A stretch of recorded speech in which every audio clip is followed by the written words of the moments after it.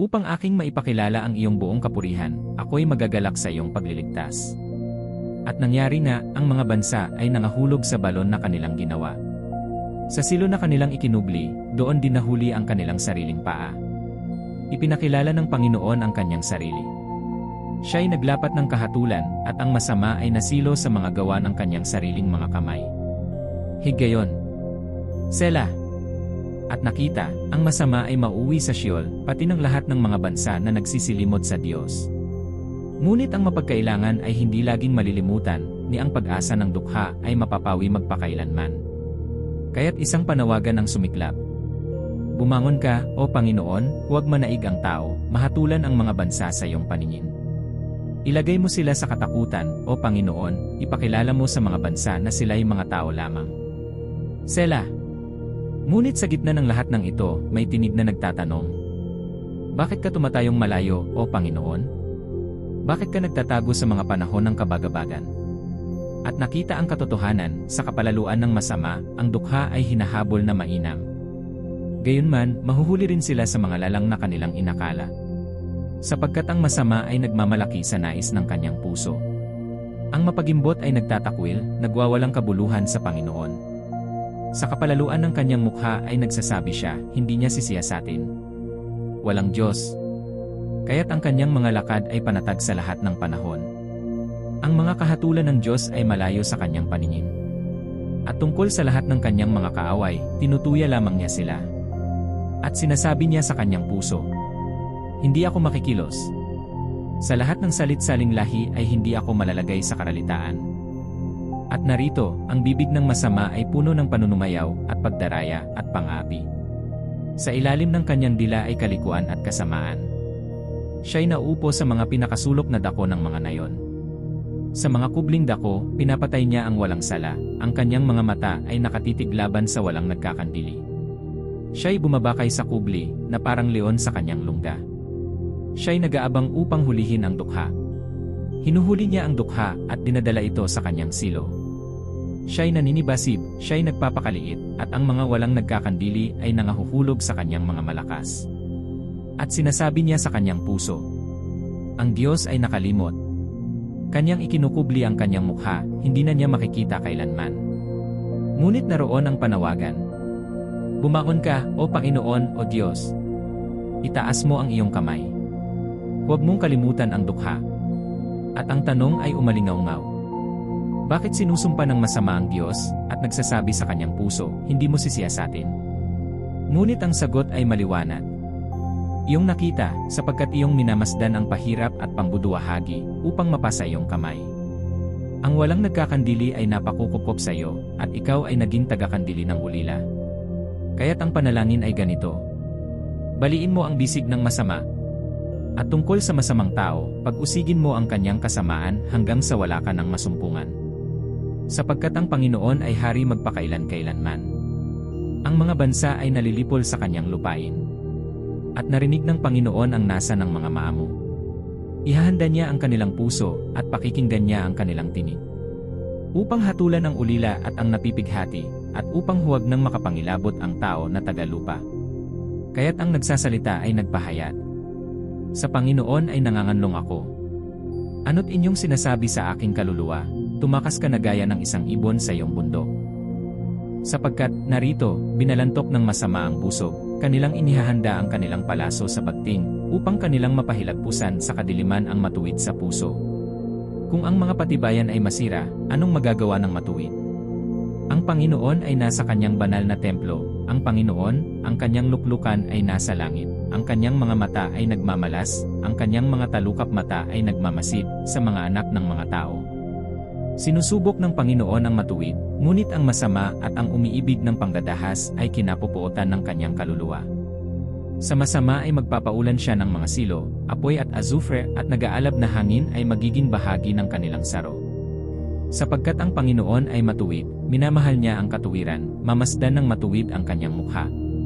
Tumulong ka, Panginoon, sapagkat ang banal na tao ay nalilipol, sapagkat nagkukulang ng tapat sa gitna ng mga anak ng mga tao.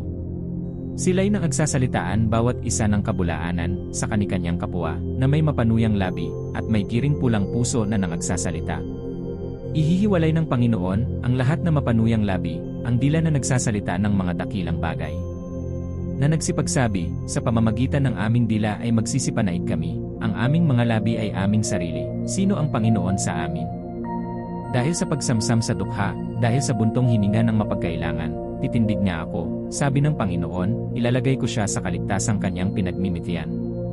Ang mga salita ng Panginoon ay mga dalisay na salita, na gaya ng pilak na sinubok sa hurno sa lupa, na makapitong dinalisay. Iyong iinatan sila, o Panginoon, iyong pakainatan sila mula sa lahing ito magpakailanman. Ang masama ay naggala sa saan man. Pagka ang kapariwaraan ay natataas sa gitna ng mga anak ng mga tao. Hanggang kailan, o Panginoon? Iyong kalilimutan ako magpakailanman. Hanggang kailan ikukubli mo ang iyong mukha sa akin? Hanggang kailan kukuhang payo ako sa aking kaluluwa, na may kalumbayan sa aking puso buong araw? Hanggang kailan magpapakataan ang aking kaaway sa akin?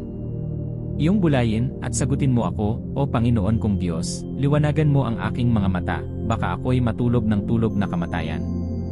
Baka sabihin ng aking kaaway, ako'y nanaiglaban sa kanya, baka ang aking mga kaaway ay mga galak pagka ako'y nakilos. Ngunit ako'y tumiwala sa iyong kagandahang loob. Magagalak ang aking puso sa iyong pagliligtas. Ako'y aawit sa Panginoon sapagkat ginawan niya ako ng sagana. Ang mangmang ay nagsabi sa kanyang puso, walang Diyos, sila'y nangapapahamak, sila'y nagsigawa ng kasuklam-suklam na mga gawa, walang gumagawa ng mabuti. Tinutunghan ng Panginoon ang mga anak ng mga tao mula sa langit, upang tingnan kung may sinumang nakakaunawa na hinahanap ng Diyos. Silang lahat ay nagsihiwalay, sila'y magkakasama na naging kahalay-halay, walang gumagawa ng mabuti, wala kahit isa. Wala bang kaalaman ang lahat na manggagawa ng kasamaan? Na siyang nagsisikain sa aking bayan na tila nagsisikain ng tinapay, at hindi nagsisitawag sa Panginoon. Do'y nakapasa malaking katakutan sila, sapagkat ang Diyos ay nasa lahi ng matuwid. Inyong inilalagay sa kahihiyan ang payo ng dukha, sapagkat ang Panginoon ang kanyang kanlungan. O kung ang kaligtasan ng Israel ay nanggagaling sa Sion. Kung ibabalik ng Panginoon ang nangabihag ng kanyang bayan, magagalak na ang Jacob, at masasayahan ang Israel. Panginoon, sinong makapanunuluyan sa iyong tabernakulo? Sinong tatahan sa iyong banal na bundok? Siyang lumalakad na matuwid, at gumagawa ng katuwiran, at nagsasalita ng katotohanan sa kanyang puso. Siyang hindi naninirang puri ng kanyang dila, ni gumagawa man ng kasamaan sa kanyang kaibigan, ni dumudusta man sa kanyang kapwa. Nasa mga mata niya ay nasisiphayo ang masama, kundi siyang nagbibigay puri sa mga natatakot sa Panginoon, siyang sumusumpa sa kanyang sariling ikasasama at hindi nagbabago. Siyang hindi naglalabas ng kanyang salapi sa patubo, ni kumukuha man ng suhol laban sa walang sala. Siyang gumagawa ng mga bagay na ito ay hindi makikilos kailanman. Ingatan mo ako, O Diyos, sapagkat sa iyo nanganganlong ako. O kaluluwa ko, iyong sinabi sa Panginoon, ikaw ay aking Panginoon, ako'y walang kabutihan liban sa iyo. Tungkol sa mga banal na nanga sa lupa, sila ang maririlag na mga kinalulugdan kong lubos. Ang mga kalumbayan nila ay dadami, na nangaghahandog sa ibang Diyos. Ang kanilang inuming handog na dugo ay hindi ko ihahandog, ni sasambitin man ang kanilang mga pangalan sa aking mga labi. Ang Panginoon ay siyang bahagi ng aking mana at ng aking saro, iyong inaalalayan ang aking kapalaran. Ang pising panukat ay nangahulog sa akin sa mga maligayang dako, ako'y may mainam na mana. Aking pupurihin ang Panginoon na nagbibigay sa akin ng payo, tinuturuan ako sa gabi ng aking puso. Aking inilagay na lagi ang Panginoon sa harap ko, sapagkat kung siya ay nasa aking kanan, hindi ako makikilos. Kaya't ang aking puso ay masaya, at ang aking kaluwalhasyan ay nagagalak, ang akin namang katawan ay tatahang tiwasay. Sapagkat hindi mo iiwan ang aking kaluluwa sa Sheol, ni hindi mo man titiisin ang iyong banal ay makakita ng kabulukan.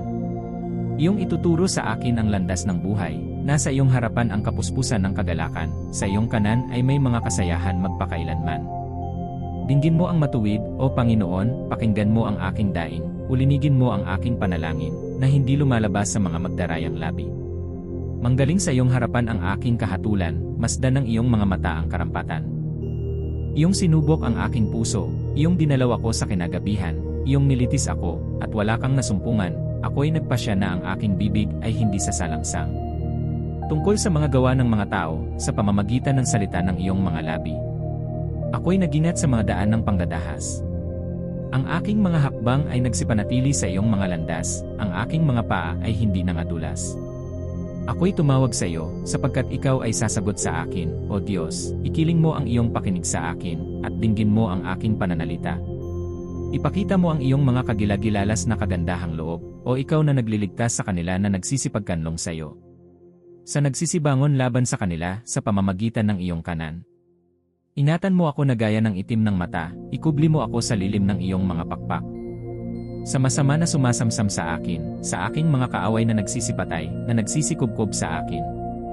Sila'y nangabalot sa kanilang sariling taba, sila'y nangagsasalita ng kanilang bibig na may kapalaluan. Kanilang kinubkob nga kami sa aming mga hakbang, itinititig nila ang kanilang mga mata upang ibuwal kami sa lupa. Sila'y parang leon na masiba sa kanyang huli, at parang batang leon na nanunubok sa mga lihim na dako. Bumangon ka, O Panginoon, harapin mo siya, ilugmok mo siya, iligtas mo ang aking kaluluwa sa masama sa pamamagitan ng iyong tabak. Sa mga tao, sa pamamagitan ng iyong kamay, O Panginoon, sa mga tao ng sanglibutan, na ang bahagi nila ay nasa buhay na ito, at ang tiyan nila'y pinupuno mo ng iyong kayamanan, kanilang binubusog ang kanilang mga anak, at iniiwan nila ang natira sa kanilang pag-aari sa kanilang sanggol. Tungkol sa akin, aking mamasdan ang iyong mukha sa katuwiran, ako'y masisiyahan pagka bumangon sa iyong wangis. Iniibig kita, O Panginoon, na aking kalakasan.